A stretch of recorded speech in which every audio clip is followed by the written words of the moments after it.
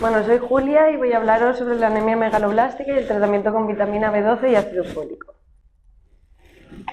La sesión va a tratar, en principio hablaremos sobre la definición de anemia megaloblástica, después un poco sobre las causas, haré una especial mención a los ancianos y los fármacos porque es lo que más vemos en la práctica clínica, también hablaré un poco sobre la anemia perniciosa, que es otra causa, por su especial relevancia del diagnóstico, después sobre la clínica de la deficiencia de ácido fólico y vitamina B12, del diagnóstico y por último del tratamiento de la anemia megaloblástica. En el diagnóstico y el tratamiento también haré una especial mención a la anemia perniciosa. Bueno, la definición de anemia megaloblástica es una anemia con hematíos macrocíticos, que significa que tiene un volumen corpuscular medio superior a 100 centilitros, y en la médula ósea se puede ver una intensa hiperplasia eritroide con morfología megaloblástica. Esta forma caracteriza a esta enfermedad y se debe a una alteración en la formación de ADN. Las causas más frecuentes son un déficit de vitamina B12 o de ácido fólico. Por lo tanto, vamos a empezar a hablar de una de las causas más frecuentes de anemia megaloblástica, que es las causas del déficit de vitamina B12. En primer lugar, el déficit de ingesta de productos animales, que son la carne y los lácteos. Esto se ve sobre todo en veganos estrictos porque no consumen este tipo de alimentos. Y nada, recordar que la dieta en países occidentales contiene de 5 a 7 microgramos de cobalamina, los requerimientos diarios son entre 6 y 9, y en un individuo sano el organismo necesita entre 2.000 y 5.000 microgramos, o sea, tiene unas reservas de 2.500 microgramos, de las cuales el 50% está en el hígado. Cualquier causa que ocasione un déficit de vitamina B12 tarda años en dar síntomas, por lo que siempre hay que tenerlo en cuenta. La segunda causa y la más importante es el déficit de absorción de vitamina B12. Para que exista una adecuada absorción se necesita el ácido pepsina en el estómago, las proteasas pancreáticas, la secreción de factor intrínseco por las células parietales y un hilo intacto. Aquí en esta imagen podemos ver el camino que sigue la vitamina B12, que es que se absorbe con el resto del alimento. Una vez que llega al intestino, al sistema gastrointestinal, se separa y se une a la aptocortina, que al llegar al estómago con las enzimas pancreáticas se separa y al llegar al estómago con las enzimas pancreáticas se separa, se une al factor intrínseco que secretan las células parietales, y esta unión del factor intrínseco con la cobalamina al llegar al hilo terminal se une a las células del hilo terminal y entra dentro de la célula. Dentro de las células se separa el factor intrínseco y la cobalamina pasa al torrente sanguíneo, que se une a la transcobalamina 1, que es el transportador hasta los órganos diana. Las causas de déficit de absorción son la anemia perniciosa, la gastrectomía, la infección por Helicobacter pylori. Aquí hay que hacer una especial mención que existe una relación, pero no se sabe cuál es la causa de esta relación. Adultos de edad avanzada, trastornos intestinales, fármacos, exposición a óxido nitroso en la anestesia. Y nada, aquí hablaré sobre todo, como ya he dicho antes, de los adultos de edad avanzada y los fármacos, y sobre todo de la anemia perniciosa. En los ancianos han visto en 2 estudios poblacionales de Reino Unido y Holanda que adultos de más de 65 años tienen una prevalencia del 5% en Reino Unido y del 24% en Holanda, mayor que adultos que no tienen edad avanzada. Los factores que contribuyen a esta mala absorción en adultos mayores de 65 años es la gastritis astrófica, la infección por Helicobacter pylori, el sobrecrecimiento bacteriano, la ingesta prolongada de bisguanidas, antiácidos, antagonistas H2, inhibidores de la bomba de protones, alcoholismo crónico, cirugía gástrica, insuficiencia exocrina pancreática y síndrome. Bueno, ya he hablado sobre los ancianos y ahora voy a hablar sobre los fármacos. La información la podéis encontrar más extendida en este artículo de aquí abajo, que habla sobre todos los mecanismos y la forma de la que actúan. Hablar en concreto de los inhibidores de la bomba de protones y los anti-H2, que provocan una disminución o ausencia de secreción de ácido gástrico, y la metformina, que hace un antagonismo catidependiente en la membrana ideal, dificultando la absorción de B12. En esta tabla podéis ver los diferentes mecanismos en los que actúan, y nada, a grosso modo decir que sobre todo son los fármacos antineoplásicos, inmunomoduladores, algunos antibióticos y todos aquellos fármacos que alteran la absorción o todo el mecanismo de absorción, los inhibidores de protones, etc. Nada, ya he hablado de los ancianos y de los fármacos y ahora voy a hablar sobre la anemia perniciosa, que es otra causa de déficit de vitamina B12. Esta enfermedad es una entidad infradiagnóstica de base autoinmune, está muy relacionada con los haplotipos HLA-DRB1-03 y HLA-DRB04, que estos a su vez están implicados en otras enfermedades autoinmunes que se han visto asociadas a la anemia perniciosa.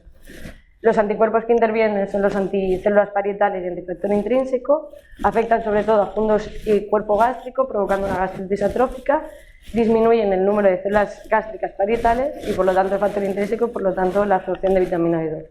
Y se ha visto que se asocia a una metaplasia y a un cáncer gástrico.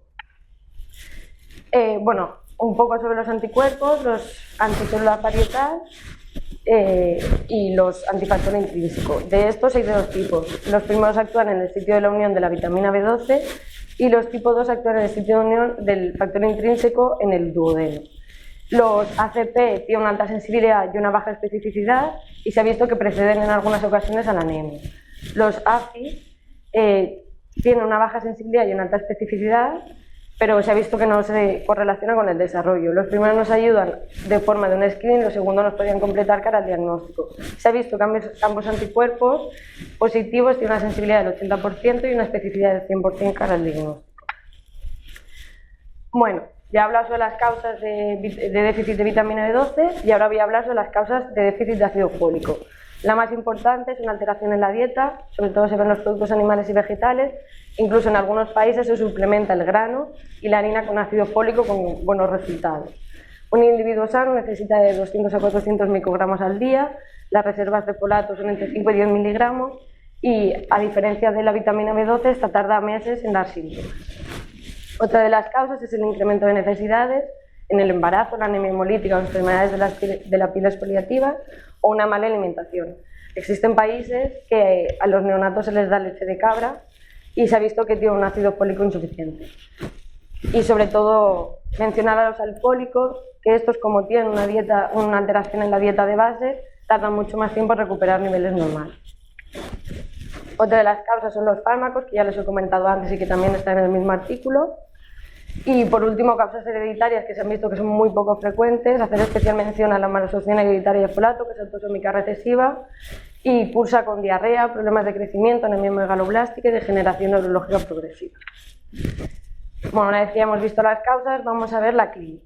La clínica del déficit de vitamina B12, como cualquier anemia, conlleva un síndrome anémico. Se ha visto también que influye mucho en la atrofia óptica, anosmia, glositis, también altera el sistema nervioso periférico, con hiporreflexia, parestesias, ataxias, aumento de la base de sustentación, el sistema nervioso central, con hipotensión, incontinencia, infertilidad, crea el síndrome de degeneración subaguda combinada de la médula, que es un poco el conjunto de la alteración de ambos sistemas nerviosos. También puede dar demencia, cambios del comportamiento, depresión, infertilidad, hipotonía, letargia, incluso coma. La anemia perniciosa, que era una de las causas de déficit de vitamina B12, se ha visto que básicamente cursa con la misma clínica, solo que además acompaña con mala absorción, de diarrea con pérdida de peso. Y sobre todo recalcar otra vez que puede asociarse a otras enfermedades de base autoinmune, como el Graves, la tiroiditis, la enfermedad de Addison. Aquí quiero resaltar que en problemas neuropsiquiátricos una etiología clara es importante descartar esta causa y sobre todo en la demencia, ya que es una causa de demencia tratable, tanto el hipotiroidismo como el déficit de vitamina B12. Nada, decir del déficit de ácido fólico, la clínica es básicamente la misma de la vitamina B12, pero sin clínica neurológica. Ahora que ya hemos visto la clínica, voy a hablar sobre el diagnóstico. ¿Cuándo tenemos que sospechar una anemia megaloblástica? La sospechamos con un volumen corpuscular medio mayor de 100. Aquí decir que teniendo un volumen corpuscular medio entre 80 y 100 no la podemos descartar porque puede ir acompañada de un déficit de hierro o una talasemia. También con la hipersegmentación de neutrófilos en sangre periférica, una pancitopenia sin causa afiliada, signos neurológicos inexplicables, enfermos en riesgo como son los ancianos, dietas pobres, alcohólicos y la cirugía bariátrica. Esto es lo que nos encontramos en el laboratorio. parámetros elevados como el volumen corpuscular medio, una LDH bilirrubina indirecta aumentada por la hemolisis, neutrófilos hipersegmentados y otros parámetros disminuidos, como son la lactoglobina, los reticulocitos normales o bajos, y puede ir acompañado de una trombocitopenia o neutropenia. Decir que aunque se vea muy poco en la clínica habitual, teniendo un VCM mayor de 150 y neutrófilos hipersegmentados, es patognomónico de anemia megaloblástica. Aquí en la primera imagen, en la imagen de la derecha, se ve un neutrófilo con 7 lóbulos, que es un neutrófilo hipersegmentado, y en la de la izquierda se ve un neutrófilo normal. Vale, una vez que ya la sospechamos, empezamos a hacer el diagnóstico. En primer lugar, tenemos que medir los niveles de vitamina B12 en sangre, que si son más de 300 se descarta, si son menos de 200 se confirma el déficit y si son entre 200 y 300 es posible. Medimos también los niveles de ácido fólico en sangre, que si son más de 4 se descarta, menos de 2 se confirma y entre 2 y 4 lo que algunos autores recomiendan es medir los niveles de folato en las células, que tiene una especificidad y sensibilidad un poco más alta, pero tampoco mucho más como para que sea recomendable hacerlo de rutina. Vale, una vez que tenemos en el caso de que tengamos unas cifras dudosas de niveles de vitamina B12 o ácido fólico, o que tengamos una sospecha clínica muy alta pese a tener niveles normales, lo que tenemos que realizar es el estudio de metilmalonato y la homocisteína. Son dos metabolitos que intervienen en la vía metabólica de la B12 y el ácido fólico. Y en este caso, el ácido metilmalónico, que ahora me referiré como MMA, son entre 70 y 270 nanomoles litro, y la homocisteína entre 5 y 14 micromoles litro. Es decir, que esto también tiene sus limitaciones, tiene mucha variabilidad intraindividual, la insuficiencia renal sube los niveles del MMA, y que también se ha visto que tras un tratamiento antibiótico pueden disminuir los niveles de MMA. Se sugiere que se puede deber a que los anaerobios suben los niveles de este ácido. Como ya he hablado del diagnóstico, ahora voy a referirme en especial mención a la anemia perniciosa, que es, como ya he dicho, una de las causas de déficit de vitamina B12. Y los criterios diagnósticos son una hemoglobina menor de 13 en hombres y menor de 12 en mujeres, un VCM mayor de 120, disminución de la vitamina B12, atrofia de la mucosa gástrica y unos anticuerpos anticélula parietal y antifactor intrínseco positivos. Como ya he dicho, la sensibilidad y especificidad de ambos anticuerpos positivos es muy alta, pero en ocasiones no nos confirma el diagnóstico. Entonces, otra cosa que nos puede ayudar a hacer el diagnóstico es encontrar un aumento de gastrina, una disminución del pepsinógeno 1, ratio baja del pepsinógeno 1 y 2, y como en otras anemias, aumento de la LDH, bilirrubina indirecta. Aquí tenemos el algoritmo diagnóstico ante el cual nos deberíamos enfrentar con un paciente con macrocitosis o anemia megaloblástica. En primer lugar, deberíamos ver si se acompaña de otras alteraciones hematológicas. Si se acompaña de una pancitopenia, deberíamos sospechar en primer lugar una enfermedad maligna primaria hematológica o una mielodisplasia. En el caso de que no, deberíamos plantearnos si existe una hemólisis acompañante, entonces deberíamos descartarla. Y en el caso de que descartemos una hemólisis o una alteración hematológica primaria, bueno, y también otras causas como es, por ejemplo, el alcoholismo, que es algo muy frecuente, debemos descartar el déficit de ácido fólico y vitamina B12, que es esta parte de aquí. Deberíamos mirar los niveles de vitamina B12 y ácido fólico, como he comentado. Si son bajos ya tendríamos el diagnóstico, si son normales deberíamos hacer un estudio más en profundidad y en el caso de que estuvieran borderline deberíamos medir la homocisteína y el MMA. Que si son, aquí también quiero decir que si ambos son elevados nos indicaría que tenemos un déficit de vitamina B12 y en el caso de que la homocisteína saliera elevada y el MMA normal, debería hacernos sospechar un déficit de folato, que esto también nos puede ayudar a diferenciar entre un déficit de vitamina B12 y de ácido fólico. En esta tabla he querido mostrar la distinta sensibilidad y especificidad de las diferentes pruebas que he ido comentando. Se ve que la sensibilidad, en la parte de arriba habla sobre el déficit sobre las pruebas para el déficit de ácido fólico y vitamina B12 y en la parte de abajo habla sobre las pruebas de la anemia perniciosa. Se puede ver que prácticamente todas tienen una sensibilidad muy alta, pero la especificidad en la anemia perniciosa es muy alta, tiene un 100% en los antifactor intrínseco y en la endoscopia con hipocloridia, pero la especificidad en los test de déficit de ácido fólico y vitamina B12 es muy baja. Pese que si unimos los déficits las mediciones de niveles de déficit de vitamina B12 y ácido fólico junto con la determinación de homocisteína y MMA, se ha visto que la especificidad aumenta mucho. Bueno, ahora que ya he hablado sobre el tratamiento, sobre el diagnóstico, voy a hablar del tratamiento. El tratamiento en la deficiencia de ácido fólico, lo primero que hay que hacer es descartar un déficit de vitamina B12. Pues si tratamos un déficit de ácido fólico sin suplementar la vitamina B12, estamos corrigiendo todas las alteraciones hematológicas y las alteraciones clínicas que nos puede hacer sospecharlas, con el riesgo de no estar corrigiendo las alteraciones neurológicas. El ácido fólico se suplementa con unos 5 miligramos al día vía oral durante 1 o 4 meses o hasta recuperación hematológica. En casos de mala absorción o que la causa no se corrija, se suplementaría con 1 miligramo al día vía oral. Hay que hacer especial prevención en mujeres embarazadas, alcohólicos, defecto del tubo neural, sobre todo en niños, y no está recomendado el tratamiento con ácido fólico o vitamina B12 en los pacientes hospitalizados de forma sistemática sin diagnóstico previo. Respecto al tratamiento de la vitamina B12, hay que decir que se debe tratar a todos los pacientes y que hay diferentes vías de tratamiento. La parenteral la comentaré más adelante y ahora hablar de la vía oral y la vía nasal. Vía oral es 1 o 2 miligramos al día si no existen alteraciones de la absorción o tras un tratamiento intramuscular, y sobre la inhalación nasal no existen datos concluyentes. La transfusión solo deberíamos realizarla en caso de que la anemia fuera muy severa, el paciente estuviera crítico o existiera un estado hemodinámico comprometido. Ahora voy a hablar de la vía intramuscular, que es el tratamiento de la anemia perniciosa y se podría extrapolar a todas las alteraciones en la absorción.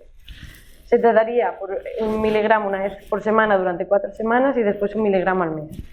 Respecto a cómo continuar este tratamiento una vez que llegamos a niveles normales, existen diferencias entre los autores. Se ha visto que tanto la vía oral como la vía intramuscular podría servirnos, pero la vía intramuscular, pese a tener una incomodidad del paciente, existe una mayor adherencia al tratamiento. También resaltar que pese a la normalización de los niveles de vitamina B12, la atrofia gástrica no remite. Hay teorías de que podría remitir parcialmente con esteroides, pero no hay datos. Y luego no existen datos sobre el seguimiento endoscópico y el diagnóstico de cáncer gástrico. Simplemente está recomendado que al diagnóstico de una anemia perniciosa hay que hacer una endoscopia diagnóstica.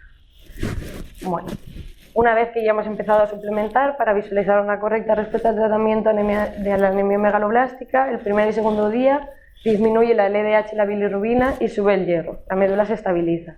Tercer cuarto día el recuento de reticulocitos se normaliza. A los 10 días la hemoglobina, puede tardar hasta 8 semanas.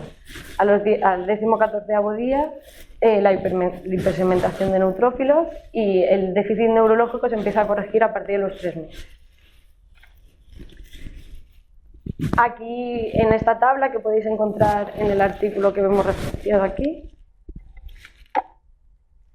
explica, desglosa de manera más concreta el tratamiento según diferentes causas y el posterior seguimiento que deberíamos hacer en estos pacientes. La bibliografía que he usado.